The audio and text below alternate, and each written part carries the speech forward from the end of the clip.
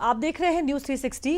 कांग्रेस के वरिष्ठ नेता हैं मनीष तिवारी। उन्होंने एक ऐसा ट्वीट किया है जिसके बाद कांग्रेस पार्टी पर तमाम जो सवाल हैं वो खड़े हो रहे हैं। आपको उसके बारे में बताएंगे, लेकिन उसके पहले ऑपरेशन सिंदूर पर हो रही महाबहस में कई बार उसके बारे में बात कर लेते हैं। कई बार ऐसा मौका आया जब विपक्ष अपने ही सवालों को लेकर नर्वस हुआ, क्योंकि सत्ता पक्ष ने विपक्ष के हर उस सवाल का जवाब भी दिया जिन पर विपक्ष ने आंकड़ों को नजरअंदाज किया। आप खुद सुनिए जब अखिलेश यादव के सवाल पर किरण रिजिजू ने बोला।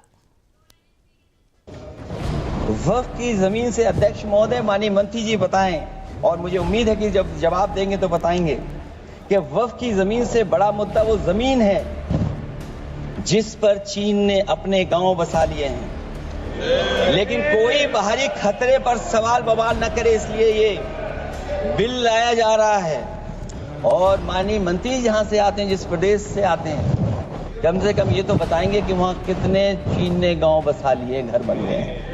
अखिलेश जी ने बोला, मैं उसका भाषण पे नहीं जा रहा हूँ।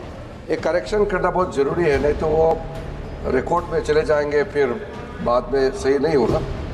इन्होंने अपना बात रखते समय कहा कि जिस प्रदेश से मैं आता हूँ वहाँ कितने अंदर चीन घुस करके कब्जा करके बैठे हैं। तो मैं रिकॉर्ड बहुत साफ करना चाहता हूँ। 1962 में जब चीन आक्रमण हुआ 10 अक्टूबर को, मेरे गांव से होते हुए 1 महीने 10 दिन असम के मिसामारी तक पहुंचे चीन के आर्मी।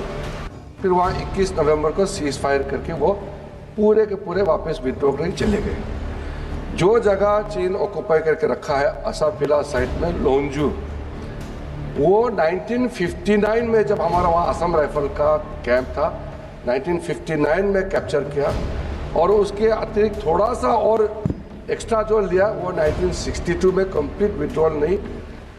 उसके बाद 1962 के बाद वहाँ मैकमोहन लाइन ज़मीनी पे रेखा नहीं, इसको LAC कहा जाता है, line of actual control. 1 inch, कई सरकार आए हैं 1962 के बाद अरुणाचल प्रदेश में 1 इंच चाइना ने एक्स्ट्रा ना अंदर घुसा है ना जमीन लिया है। ये रिकॉर्ड क्लियर होना चाहिए। तो अभी रुक जाते हैं एक ब्रेक के लिए। ब्रेक के बाद वापस लौटेंगे और मनीष तिवारी के ट्वीट के बारे में आपको बताएंगे।